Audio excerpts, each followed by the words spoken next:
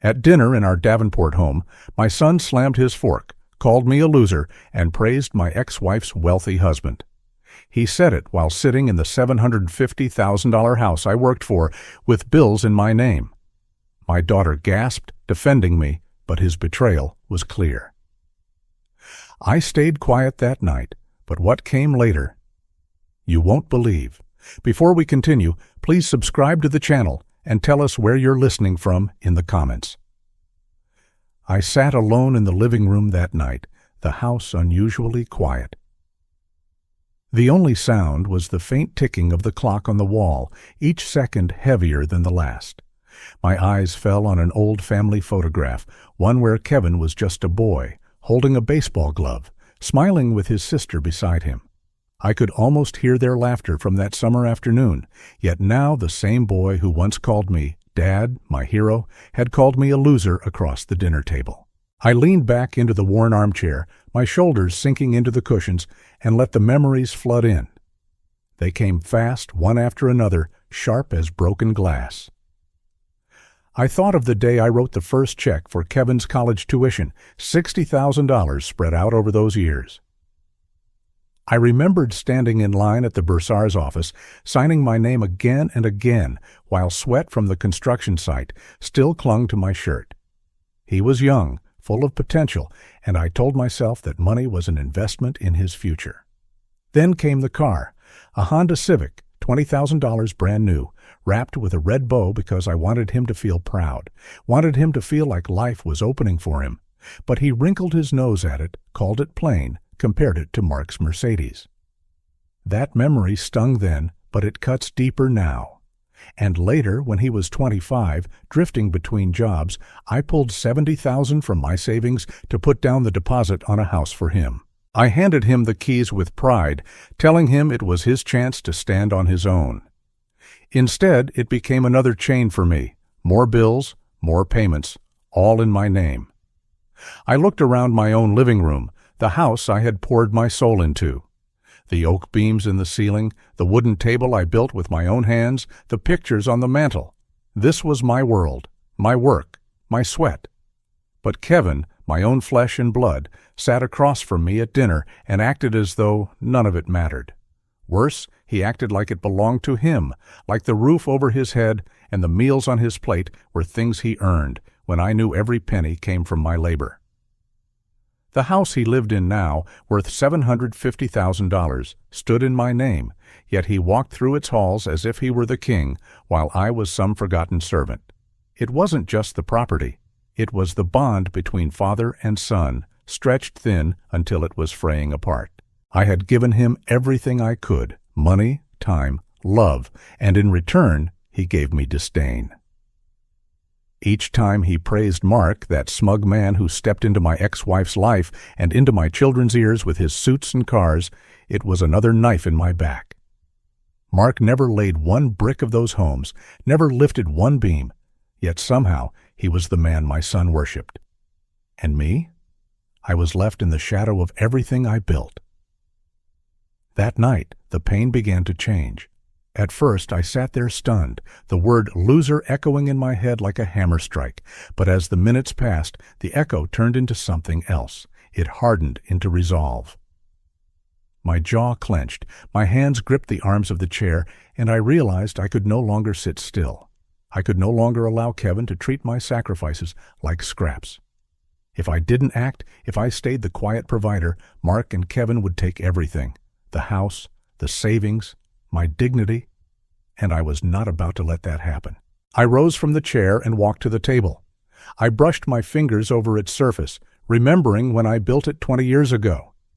The wood was rough back then, but I smoothed it, stained it, and made it beautiful. Tonight, though, it was nothing but the place where my son shamed me. My voice broke the silence, though only a whisper. "Linda," I said, speaking to the wife who had long since chosen Mark over me. "You left. You chose him. But I can't let our son destroy what I built. Not after everything." The whisper faded, but the fire inside me grew stronger. I walked to the old desk against the wall, opened the top drawer, and pulled out a thick envelope filled with papers. The deed to Kevin's house, the insurance contracts, the mortgage records, all of it in my name. I spread them across the table, each one a piece of proof that this life was mine, not theirs. My fingers trembled, not from fear, but from the weight of the truth. For the first time in years, I saw clearly. I wasn't powerless. I had control. I always did. I sat back and stared at the stack of papers. For so long, I let guilt and love keep me quiet, but now they have become my shield. I could almost hear Kevin's voice, sneering, comparing me to Mark. And then I heard my own, steady, determined. No more. You will not take this from me. My chest tightened, but not from despair, from clarity. The living room around me seemed to shift. The fading light of the afternoon spilled through the window, casting a warm glow across the mantel where our wedding photo still sat. I picked it up, held it in my hands, and studied the younger man smiling back at me. The man who believed love would last forever, who believed his sacrifices would be enough. My throat tightened as I whispered again. They think I'm weak. They think the game is over. But the game is only beginning. The photo caught the last ray of sunlight before the sky turned gray. I placed it back and sat still, breathing slowly, letting the weight of the moment settle over me. The betrayal had cut me deep, but it also woke me up. The quiet provider was gone. I was no longer the man who paid silently, who endured silently. I was the man who would stand. Tomorrow would bring new battles, I knew that. But tonight, in this room filled with echoes of my past, I found my strength. The papers on the table were more than documents. They were keys, weapons, shields. They were proof that the foundation of this family had been built by me and no one else. I reached for them, stacked them neatly, and slid them back into the envelope. My hand lingered as I closed the drawer, because I knew once I set them away, there would be no turning back. I stood by the window, watching as darkness finally swallowed the street outside. Somewhere across town, Kevin was likely bragging to Mark about his outburst, convinced he had humiliated me, convinced he had the upper hand. But he had no idea what I held in my hands tonight. He had no idea that his words had pushed me too far. He had no idea that the man he called a loser was ready to fight. The house creaked as the night grew colder, the air heavy with memories. Every corner of the room spoke to me. The chair where Kevin once sat as a boy, asking me to help with his homework. The rug where Sarah used to lie on her stomach, coloring pictures. The mantel where Linda's laughter once echoed. All of it belonged to me, carved from my sacrifices, my sweat, my love. And I could not let it all be stolen. I whispered one last time, but not to Linda. This time, it was to myself. It's time. The clock ticked on, steady and unrelenting. My heart matched its rhythm. Tomorrow I will act. Tonight I reclaimed my resolve. I woke before sunrise with a steady decision in my chest. Enough. The house was quiet in that tender way that happens before the birds start, when even the refrigerator hum seems polite. I brewed coffee, black and simple, and stood at the kitchen window while the steam fogged a small circle on the glass. The word my son threw at me last night had stopped clanging. Loser. It sat somewhere far away now, like an old can at the edge of a field. I was not wounded anymore. I was clear. I took my keys and stepped outside into the pale blue light. Davenport streets were damp. My truck rolled through the empty blocks. I drove to the small house I bought for Kevin when he was 25. The porch light was still on. The Honda Civic I paid for sat in the driveway. I parked at the curb and walked up the path. I knocked once, then rang. Lights blinked on inside. Kevin opened the door in a rumpled t-shirt and athletic shorts. His hair was wild. His eyes narrowed when he saw me, then slid past me to the driveway, then snapped back. "Dad, what are you doing here?" he said. "I need the keys," I said. My voice surprised me. It was calm. "The car is in my name, insurance in my name. Today it comes home with me." He laughed, short and mean. You gave it to me. You said it was mine. I said it would help you get started, I told him. I kept paying for it when you stalled. I paid for the last tune-up, the tires, and the $1,500 for brakes. It is registered to me. Keys. We stood in the doorway facing each other. I did not blink. He turned with a curse, disappeared down the hall, and came back with the key ring. He tossed it high like a dare. I caught it without looking away. You think this makes you a winner? He asked. It makes me a man who takes care of what is his, I said. I stepped past him, walked to the Civic, and slid into the driver's seat. The engine started smoothly. He crossed his arms on the porch like he was holding himself together with his elbows. You can't stop the house payments, he called as I backed down the drive. It's my house, Dad. I looked at him over the wheel. No, I said. It's mine. Always has been. Then I drove away. I took the Civic straight to the bank downtown and parked beneath dripping maple trees. The lobby smelled like paper and lemon cleaner. A young man at the desk walked me to an account manager, a woman in a navy blazer, who invited me into an office with a glass wall. I set my folder on her desk and spread out what mattered. Deed, insurance, 12 monthly statements, all of it in my name, my address, my signature. I want to stop the automatic payments on the $750,000 house, I said. And I want a note on the account that no changes can be made without me present. She clicked through her screens, nodded, and printed a form. Mr. Reeves, you are the sole owner and borrower. Sign here to stop the automatic withdrawals. You can resume later if you choose. Do you want certified copies of the deed and transaction history? Yes, I said. I read every line before I signed. The pen scratched the paper. She stacked the copies neatly in an envelope and wished me a good day. I walked into the mist with paperwork that felt like a weight and also like air. By mid-morning, the Civic was parked in my driveway beside my truck. I set the folder on the table where Kevin had tried to make me small and drove to my attorney's office. David works in a brick building near the courthouse. He is careful, the way a good carpenter is. He shook my hand and listened while I told him about the dinner, the word my son used, the praise he threw at Mark, the early visit, the keys in my palm, and the bank form signed with a firm hand. David did not interrupt. When I finished, he tapped the desk with one finger. Good, he said. Let's reinforce the line you drew.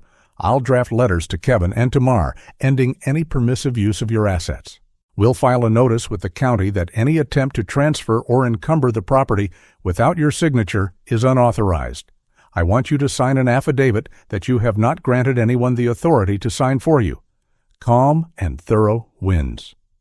Mark will try to turn paper into a threat, I said. Then we make better paper, he said. He smiled like a man who enjoys building a strong wall. I left his office with copies of the drafts and a short list of tasks. I stopped at the recorder on my way home. The clerk stamped our notice with a heavy thump and slid certified copies back to me. At my kitchen table, I placed them in the folder and wrapped both hands around a warm mug. The room no longer felt like a courtroom. It felt like a workshop. The phone rang. Kevin, I let it ring twice, then answered. What did you owe? He said, his voice slicing. The bank called. You stopped the payments. You can't do that. It's my house, Dad. It is not your house, I said, slow and even. I paid the deposit. I made every payment. It is titled to me. I will not fund my own humiliation. You'll look like the bad guy, he said. Mark says he can take you to court. He says a judge will see how petty you're being. I do not care how Mark frames me, I said. I care where my name is printed and what it is attached to. That changes today. I ended the call and let the silence return like an old friend. I made a list on a yellow legal pad. Insurance on the Civic. 2-step verification on savings. Property tax records. I called the insurance agent and switched the car to non-use status. I asked the bank to add extra verification to every transfer. I called the county office for the tax history. Every person on the other end checked and said the same thing. Your name is the only name. Each time, something loosened inside me. Near dusk, I drove by Kevin's block. I did not stop. I wanted to see the house with new eyes. The porch light glowed. A package sat there. The mail truck slid past me and stopped. The carrier waved. "You must be Mr. Reeves," she said through my open window. "You get most of the official stuff. Your name is on a lot of his mail." She handed me a bundle of white envelopes stamped with red warnings. I thanked her and drove home with the stack on the seat. At my table, I opened the first one.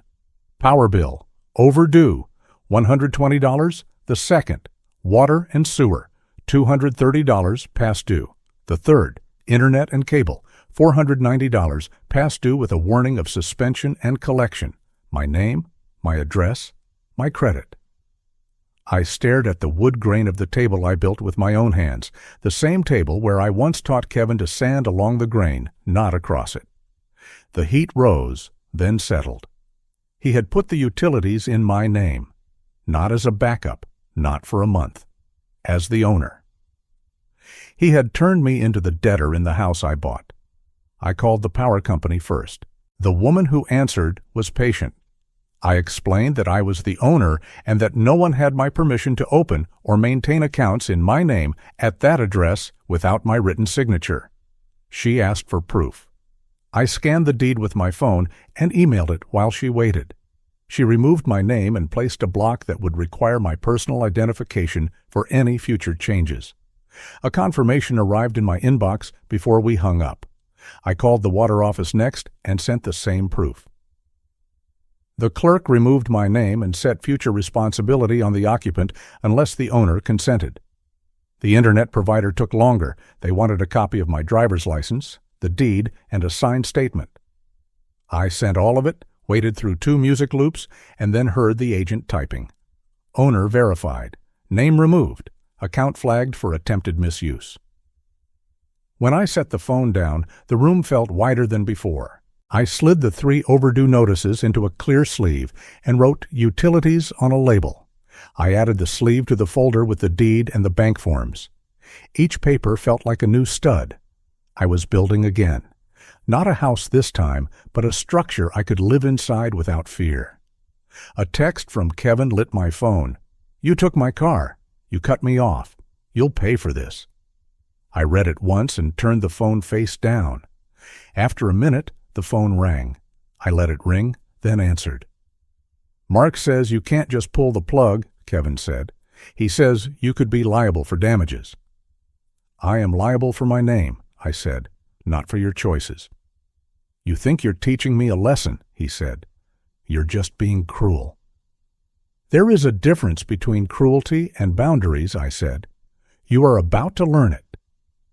I ended the call and stood still in my own kitchen, listening to my breath. It sounded strong. It sounded like someone I respected. I slept well. In the morning, rain had washed the air. I drove to the recorder to pick up stamped copies of our notice. On the way out, the clerk said, "Good step." I nodded and pocketed the papers. At David's office, he had the letters ready on crisp paper, one to Kevin, one to Mark. They were simple, clear, and polite. Permission withdrawn. Any attempt to transfer, encumber, or open accounts in my name would be challenged. Replies in writing only. I signed both. His assistant prepared the certified mail. David also had me sign an affidavit stating that I had not given power of attorney to Kevin or to Mark, nor any authority to sign regarding the property or the vehicle. He slid the affidavit into a folder and tapped it square. "Another wall," he said. "Calm and thorough winds." I ate lunch at the diner by the river. Meatloaf, mashed potatoes, black coffee. I read the copies of the letters while the waitress topped off my cup and asked if I wanted pie. I said I would save dessert for when the job was done. She called me old school and smiled. The afternoon became a loop of steady tasks. I set 2-factor authentication on every account. I called my accountant, Nancy, and told her about the utilities. She asked me to scan the forms and send them so she could note any potential identity misuse. I scanned each page and emailed it. Nancy replied with a file number and told me to keep every envelope, every receipt, every small scrap with my name on it. Near evening, I drove by Kevin's house again without meaning to. I parked far enough away to watch without being watched. A delivery van pulled up. A man carried a big box to the porch. Kevin opened the door, took the box, and closed the door hard. The porch light clicked on, although daylight still held. The misplaced glow made the house look like a stage set. My phone rang from an unknown number. I answered. Mark's voice came smooth and careful. "Richard, let's be practical," he said. "Keep the payments going for a few months while we help Kevin get settled. Then we can transition. No reason to escalate." Practical would have been not putting utilities in my name, I said. Practical would have been telling him the truth. "You're emotional. Linda is upset. Kevin is under pressure. Work with us." "I'm not emotional," I said. "I'm exact. From here on, any conversation is in writing." I ended the call. My hands were steady. The sky had cleared. Back home, the mailbox held new envelopes. Confirmations from the power company and water office. Owner verified. Name removed. Tenant notice issued. I slid them into the folder with the others, then made tea and sat on the back steps. The world felt ordinary in the best way. Sarah called as the first stars pricked through the sky.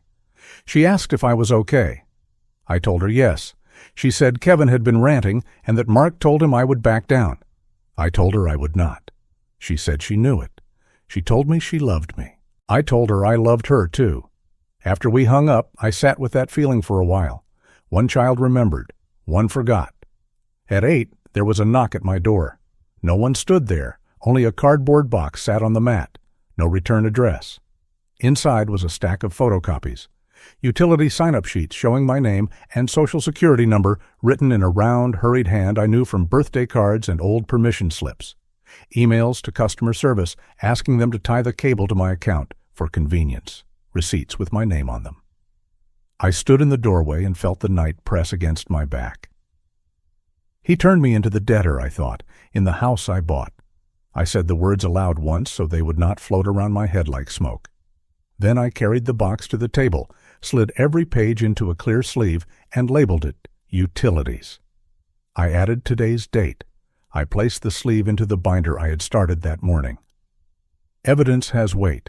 The binder grew heavier. If you're still watching and find this story interesting, please comment one below to let me know you're here with me. I slept well again. In the morning, I shaved, put on a clean shirt, and drove to David's office to sign the affidavit we had discussed. The receptionist offered coffee. I declined. I wanted to feel the pen. After the signatures, David asked if I wanted him to contact the credit bureaus and place a fraud alert tied to any new accounts in my name. I said yes. He made a note and said he would handle it by noon. On my way home, I stopped by the hardware store and bought a small locking file box. Back at the house, I slid the binder and envelopes inside, turned the key, and put the box on the top shelf of the closet. I stood there with the closet door open and felt the new shape of my life. The rest of the day belonged to simple work. I mowed the back lawn, tidied the workbench, and sharpened the blades on my old push mower the way my father taught me, slow and careful, metal against stone, making a rhythm like breathing. When I finished, I hosed off the concrete and watched the water carry dust toward the drain. The sky softened. My phone buzzed with a text from David. The county had logged our notice. The letters had been delivered and signed for. He attached photos of the green receipts. Then he wrote one more line. Keep documenting. Calm and thorough wins. I set the phone down and felt ready for whatever came. I locked the doors and turned off the lights. In the living room, I paused by the mantel and looked at our wedding photo. I thanked the past for its lessons. You taught me how to work, I thought. You taught me how to build. Now I am building something else. My voice was barely a whisper. They think I lost, but I am just getting started. Before bed, I took the binder from the file box and opened it to the first page. Deed, mortgage statements, insurance policies, utility confirmations, and the photocopies from the box on my porch. Each page was a small square of truth. I added one more sheet from my legal pad, a list in block letters. Protect title, protect credit, protect peace, Under it, I wrote, "They do not know what I am holding." I closed the binder and slid it back into the box. In the morning, I will drive to David's office again if he calls for another signature. I will phone Nancy and ask whether any report needs to be filed about the misuse of my information. I will check my email for any reply in writing. I will not pick up if they call to shout. I will keep my name where it belongs. They thought I would cave because I always had. They thought the word they threw across my table would sting me into silence. They thought the house was theirs because I had made it easy to pretend. That time is over now. The first move is made. The car is in my driveway. The payments are paused. The accounts are corrected. The binder is ready. The man who paid is now the man who decides. What comes next will not be loud. It will be steady. And when the moment arrives, they will learn what I learned in this quiet house when the sun came up on a different kind of day. Boundaries keep dignity in. I turned off the last lamp and listened to the clock. Tomorrow I will move one more piece into place. Tomorrow I will be ready for the next strike. They do not know that I already hold exactly what I need to change everything. I woke to rain on the roof and a steady plan in my chest. Yesterday I drew the line. Today I would hold it. Coffee steamed on the counter while I checked the certified mail receipts from David. Both letters had been delivered and signed.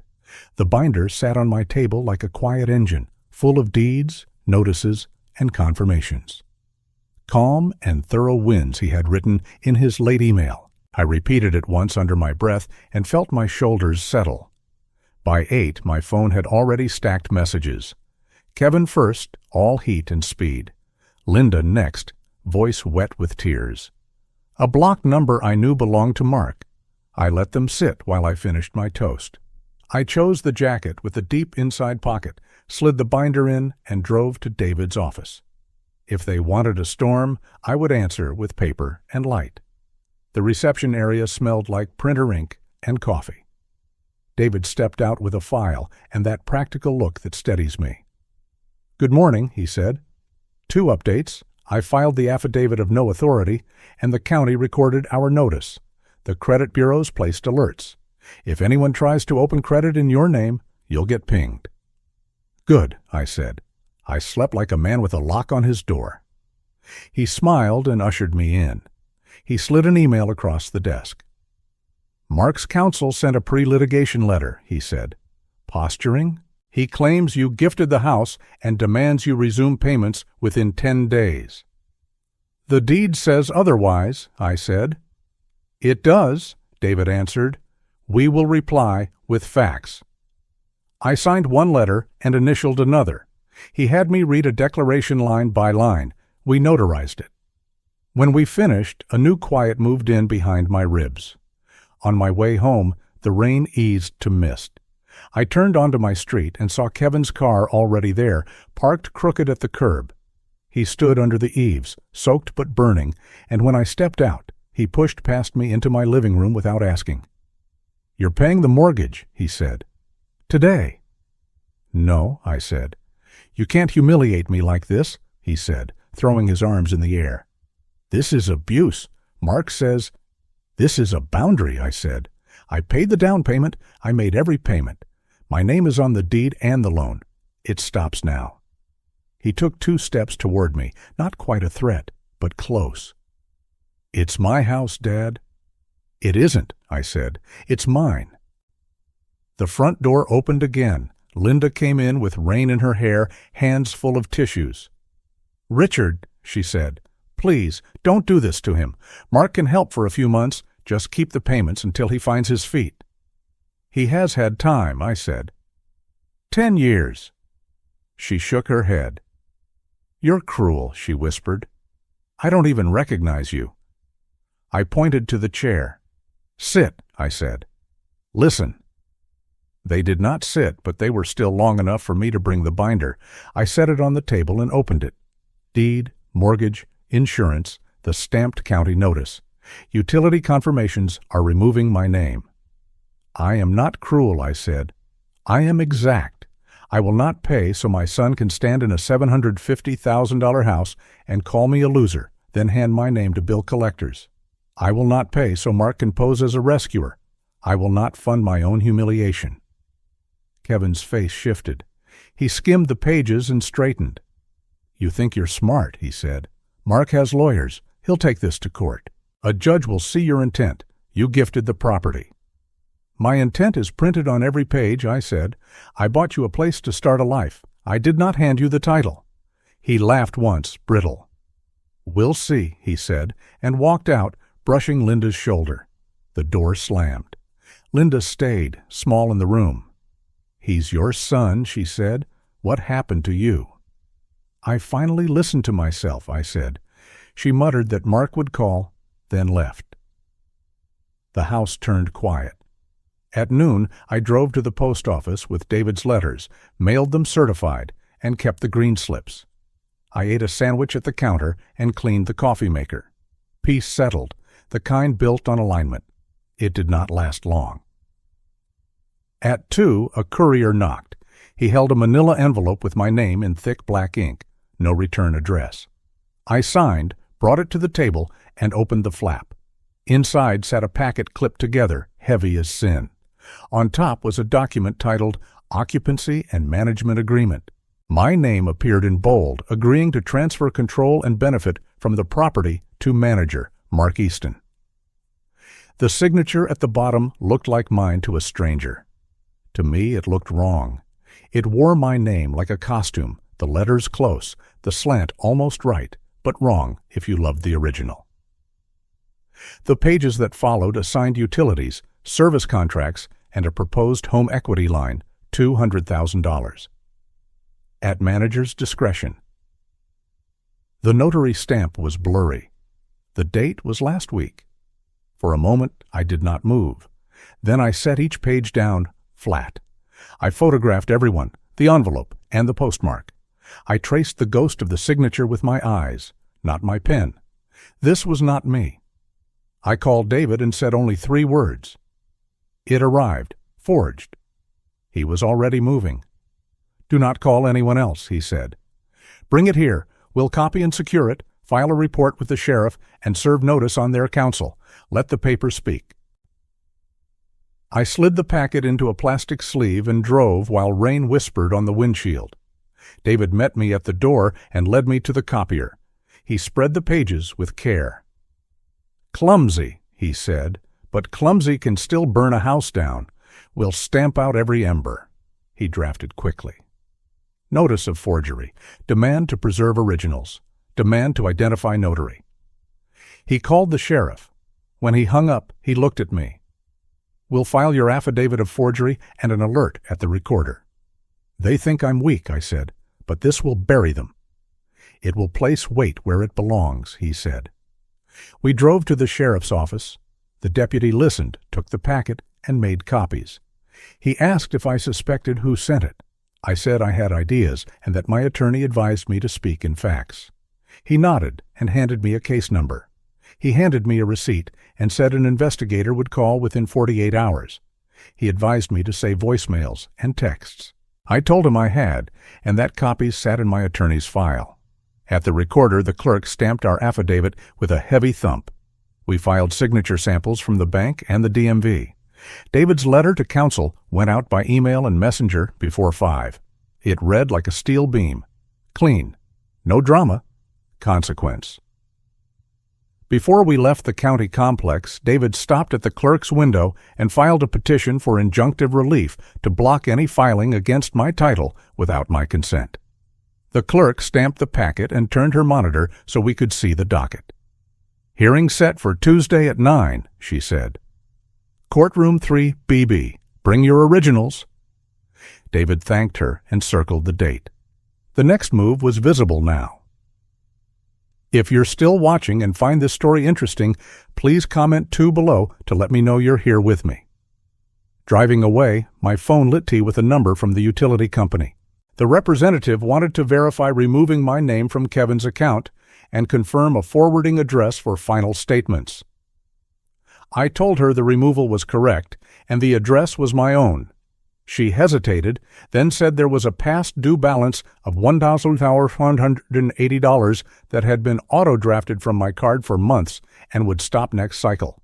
I thanked her for the notice and asked her to note that no future charges were authorized. Back home, I printed the hearing notice and taped it inside the binder's front cover beside a sticky note with 3 words: calm, paper, daylight. Those were my rules now. I walked the house once, checked the doors, and watered the fern Sarah gave me last Father's Day. Ordinary things. They felt like resistance, too. My phone shook on the way home. Kevin again. I let it go to voicemail, then listened from the driveway. "What did you do?" he said, breathless. "Mark just got a letter from your lawyer calling him a criminal. You've lost it. You're trying to ruin him because he has what you don't. If you want a war, you've got one. We'll take the house. We'll take everything." I turned off the ignition and let his threat evaporate in the air that did not want it. At 6, the door rattled. I opened it before the second pound. Kevin stood on the porch with rain in his hair and fire in his face. He crossed into the living room, pointed at the binder, and said, "You don't scare me." "I don't intend to," I said. "I intend to be exact." He paced 2 quick lines across the rug where Sarah used to color. "You sent cops after Mark?" he said. "He tried to help. He tried to get management in place so I could stabilize. That signature? Maybe you forgot you signed something. You're old. It happens." The insult passed like a shadow. I held the forged agreement like a live wire. "A notary will confirm no such signing took place," I said. "The recorder has my affidavit.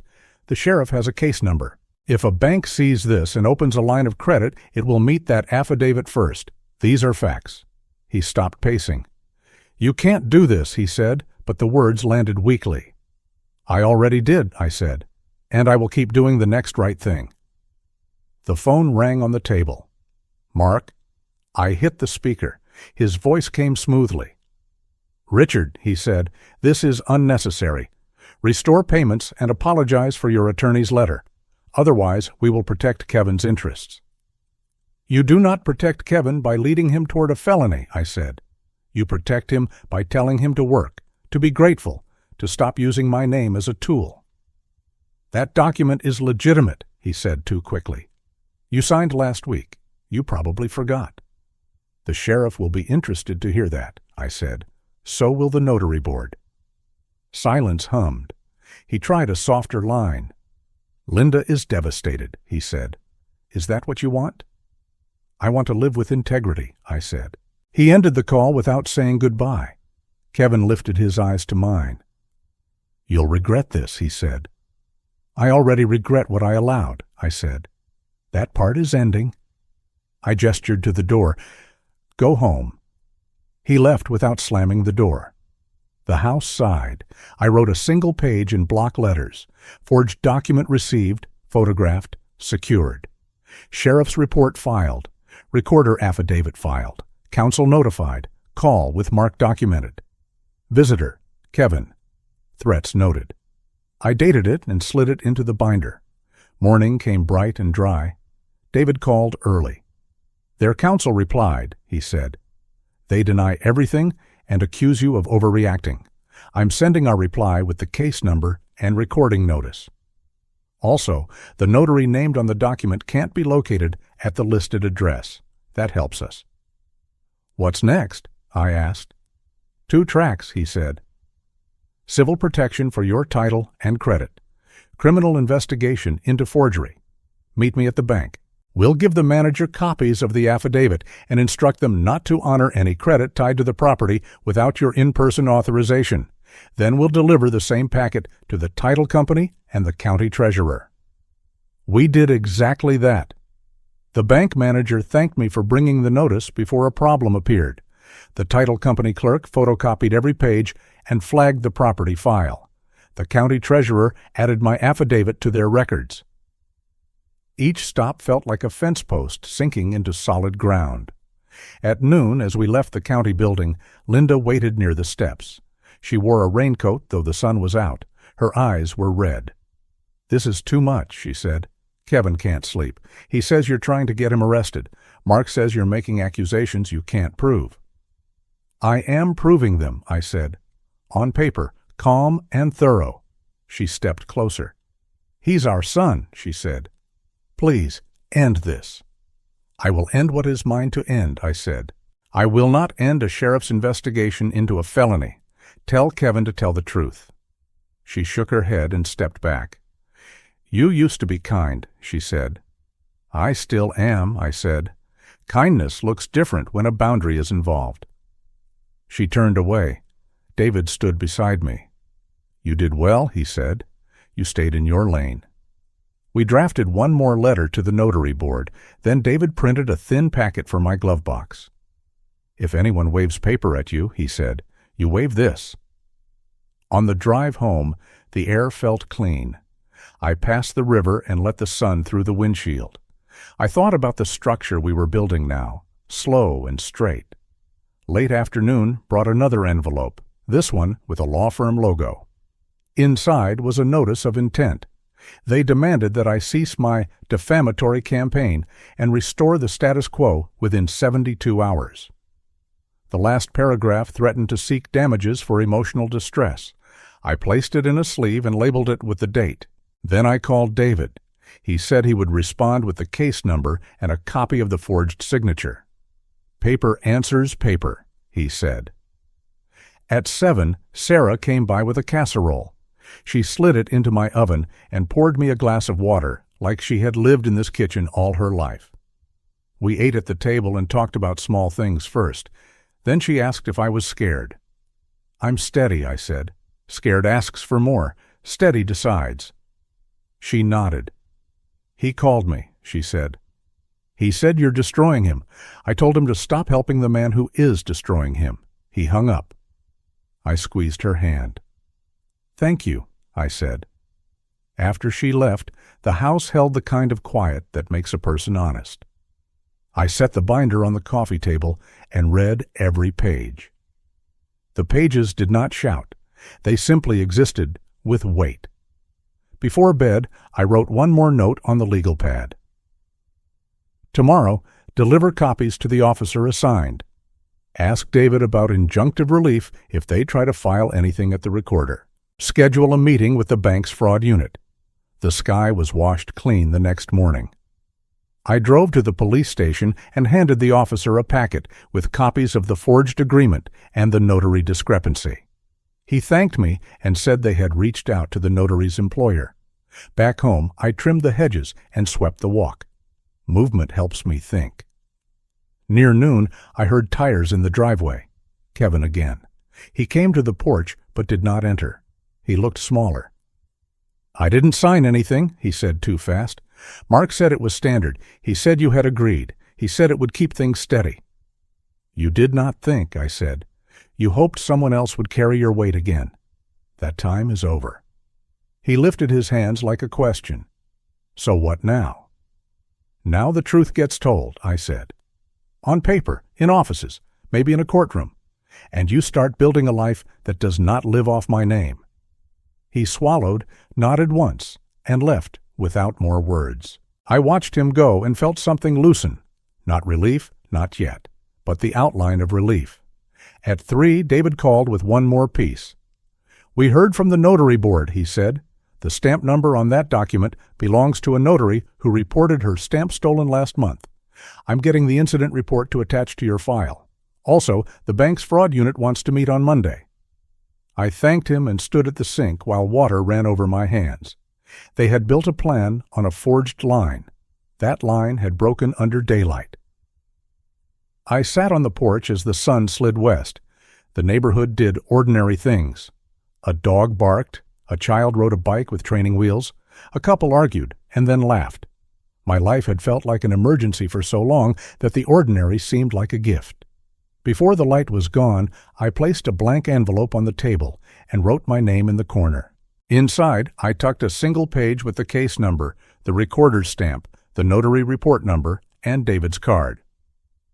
If anyone asked me to defend myself with noise, I would answer with quiet facts. They thought I was weak. They thought I would forget what I signed, forget what I built, forget who I was. They were wrong. Today did not end the story. It changed its direction. Tomorrow will carry the consequences. Tonight I allowed myself one small sentence in the kitchen, a line I mean to remember. They thought I lost, I said, but now they see the cost. I turned off the lights and stood at the window a little longer. The glass held the last of the day. My reflection looked back the way a man looks at a man he respects. Then I closed the blinds and went to bed with the binder on the chair by the door, ready for morning. Feeling dismissed in your own family hurts, doesn't it? If you believe everyone deserves respect and protection for what they've built, comment the keyword justice. Now, watch what they do to change it. I sat at the long wooden table in David's office while the judge's order still echoed in my ears. The words were simple, printed on cream paper with the county seal at the top, but they carried the weight of an earthquake. The property located at 421 Willow Creek Drive shall remain in the sole ownership and control of Richard Reeves. Any attempt to transfer, encumber, or occupy said property without the written consent of Mr. Reeves is hereby void. I read it once, twice, then a third time. Each reading peeled another layer of fear off my chest. The courthouse hearing that morning had been brief but sharp. Kevin's lawyer had tried to waive the forged management agreement like it was gospel, but the judge barely let him finish before shaking his head. The notary's stolen stamp, the sheriff's report, the credit bureau alerts, my affidavit, all lined up like fence posts in a field. Every piece of paper told the same story. I was the rightful owner, and anything else was an attempt at fraud. Kevin sat 2 rows behind his lawyer, red-faced, whispering furiously to Mark. Linda dabbed her eyes with tissues, her shoulders drawn tight. I kept my gaze forward. When the gavel fell, the air shifted. Mark barked something to Kevin, and Kevin's voice cracked loud enough for everyone to hear. "He's ruining us, Mom!" The bailiff raised a hand, the judge's eyes hardened, and silence returned. I gathered my folder, nodded to David, and walked out steady, my shoes clicking like punctuation on a final sentence. Back at David's office, he slid the order into a plastic sleeve and closed the binder with a decisive thud. "You're clear," he said. "House, car, accounts, all secure. The next step is up to you. Keep the house, sell it, rent it. You're in control again." I nodded slowly. For the first time in months, maybe years, I feel like I can breathe. On the drive home, the city looked different.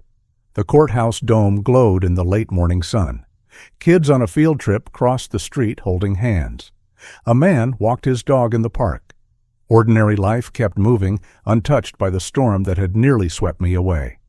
And now, standing at the curb outside my own house, I felt something I hadn't felt in a long time. Ownership, not just of the bricks and the land, but of myself. That afternoon, I called the property manager I'd used years ago when I traveled for work. We sat at the kitchen table, and I slid the order across to her. She read it carefully, then looked up. "You want to rent this place?" she asked. "Yes," I said. "It's a $750,000 house. I don't want it empty, and I don't want Kevin back here. A tenant, someone who respects the roof over their head, feels right." Within a week, she had an interested family lined up, a couple with 2 kids, steady jobs, looking for a long lease. When I met them, their gratitude was simple and genuine. They walked the rooms as if they were sacred. The wife touched the fireplace mantel with reverence, and the husband said softly, "We can see ourselves here." I handed them the keys, knowing this was the right move. Their rent would cover the expenses and give me extra income each month. But more than that, it meant the house would breathe again without bitterness in its walls. I kept the Civic parked in my driveway, polished and steady. The car was mine again, a symbol more than a vehicle. Sometimes I'd start it, just to hear the engine hum, not because I needed to go anywhere, but because the sound reminded me that not everything built for someone else has to be taken away. The fallout came fast for Kevin and Mark. The sheriff's office launched a formal investigation into the forged agreement. A week later, David called me with an update. "Mark's tax filings are under review," he said. "Looks like the forgery opened a door they didn't want opened. Fraud has a way of bringing friends with it." Kevin called once, voice tight and strained. "Dad," he said, "they're evicting me. The locks are changed. Mark says you could have helped, but you wanted me to fail." "I wanted you to stand," I said. "Not lean, not steal. Stand."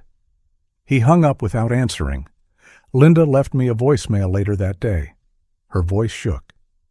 "Richard, I don't know who to believe anymore. Mark swore he was helping, but now the police are asking questions. Kevin's angry all the time. Maybe you were right, but I can't admit that to him. I don't even know where we'll go." I saved the message but didn't reply. For once, silence was my answer. A month later, I heard from Sarah that Kevin and Linda were staying in a small apartment on the edge of town. Mark had slipped out quietly, avoiding questions. The apartment was nothing like the house they once boasted about. It was cramped with peeling paint and a thin carpet that smelled of old smoke. Kevin was bitter, Mark was nowhere, and Linda was left holding pieces she didn't know how to fit together.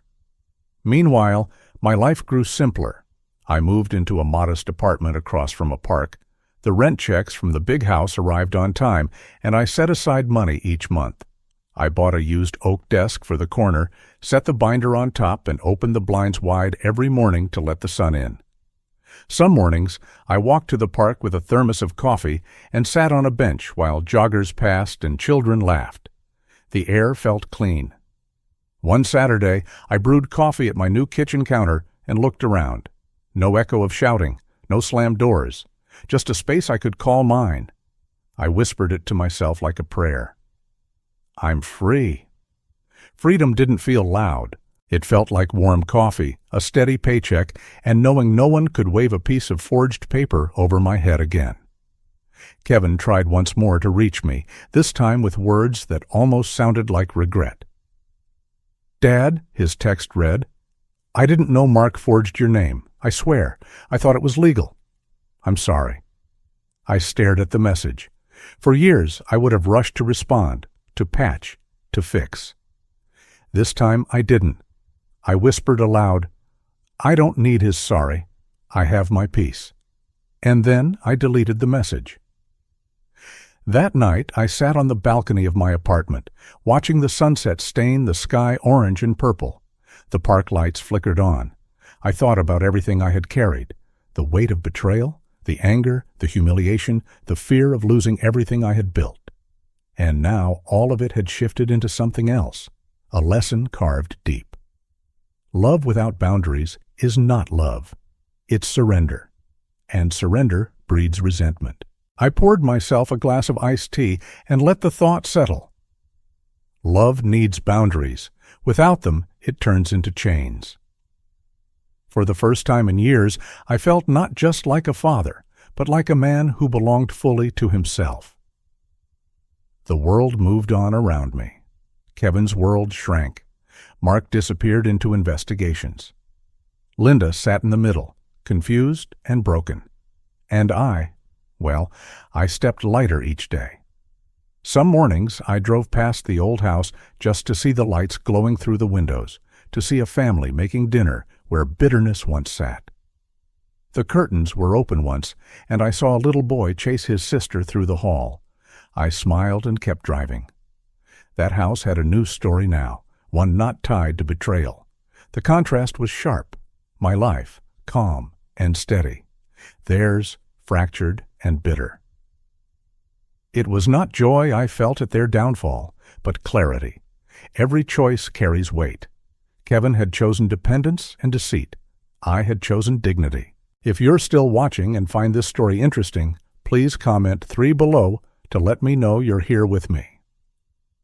As weeks turned into months, I built new routines, morning walks, evenings at the diner with Sarah when she had time, reading old novels on the balcony, the quiet satisfaction of knowing the house was safe, the accounts untouched, the name mine again.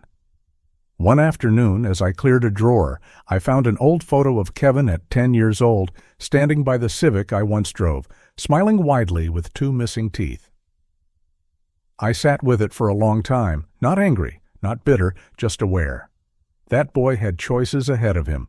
The man he became made others. I folded the photo gently and placed it in the back of the drawer. The lesson was carved deep.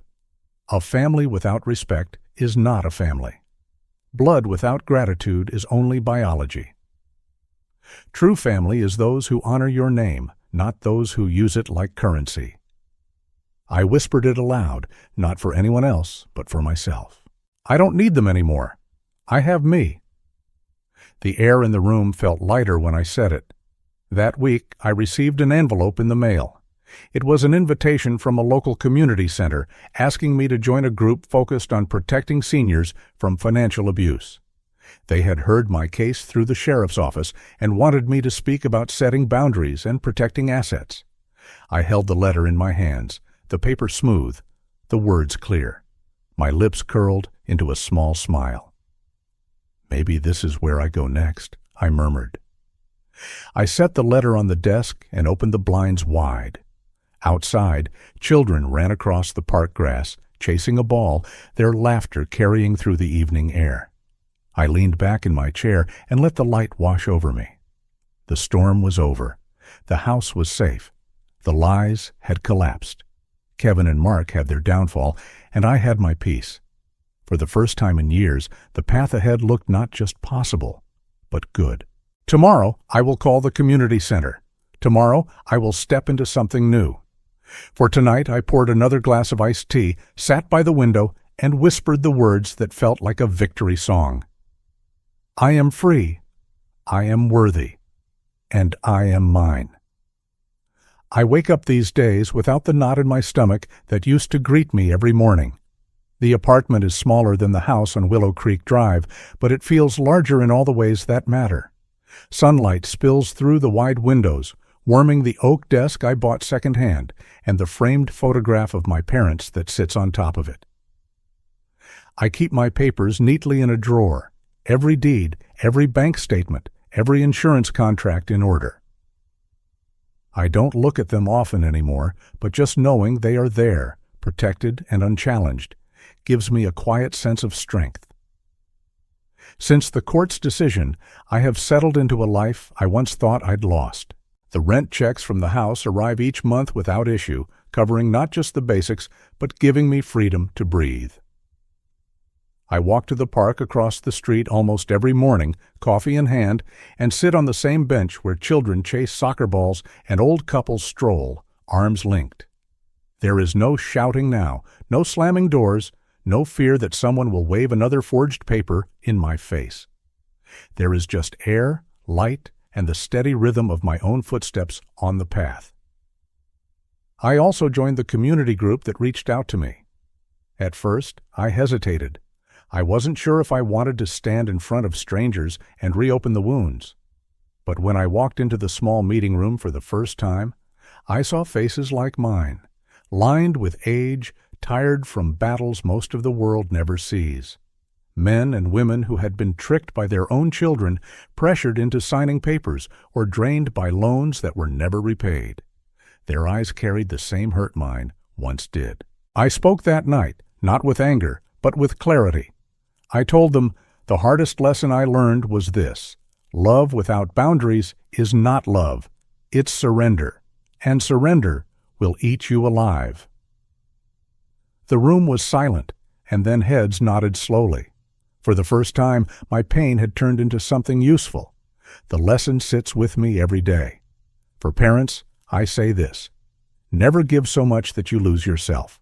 Sacrifice is part of love, yes, but if sacrifice has no limit, it becomes a prison.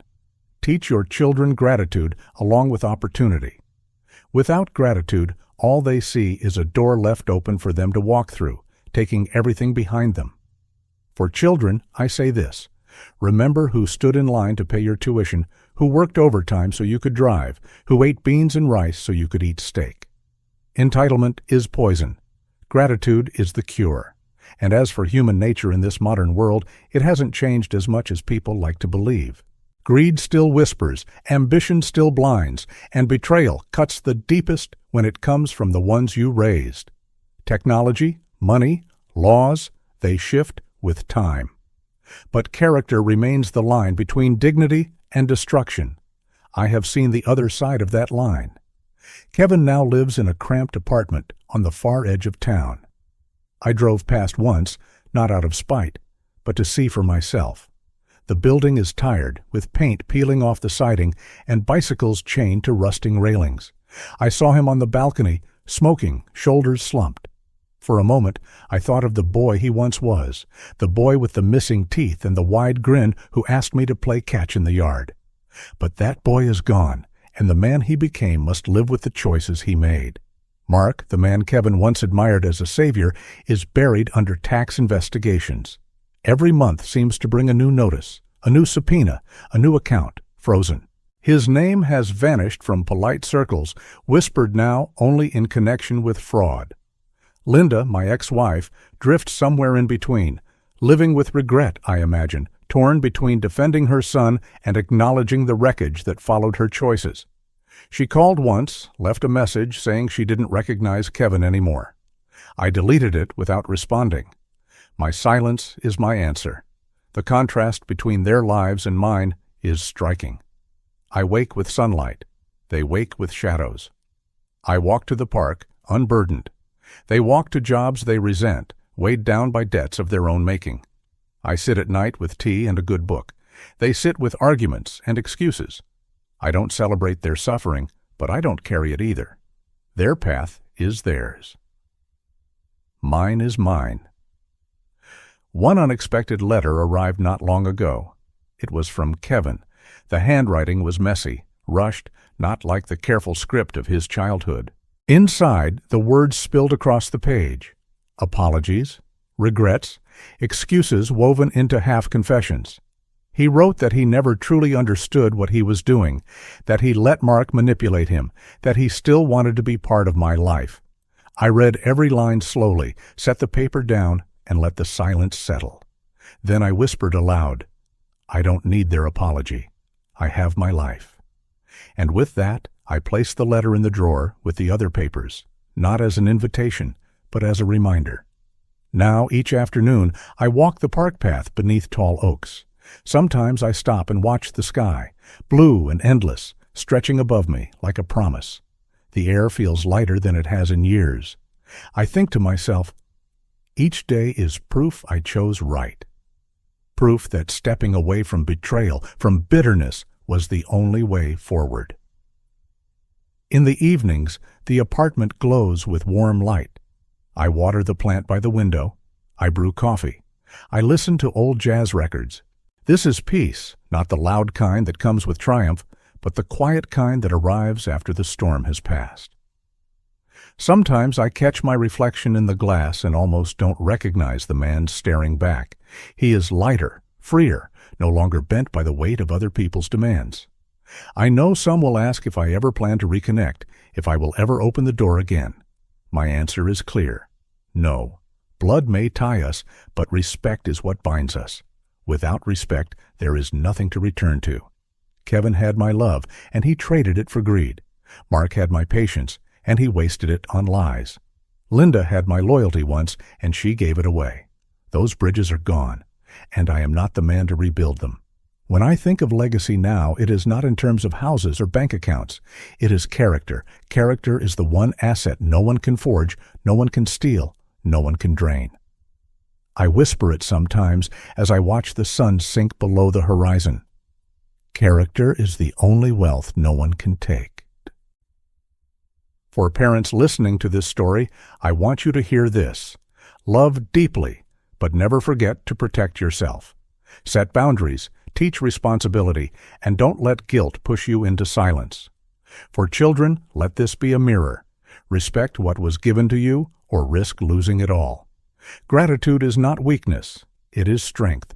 And for all of us, in this modern world of contracts and screens, of signatures and temptations, remember this: the nature of people is timeless. Greed destroys, Integrity saves. One Sunday at the community center, I stayed after the meeting to help fold chairs. A woman in her 70s walked up and pressed my hand. "Your story gave me courage," she said softly.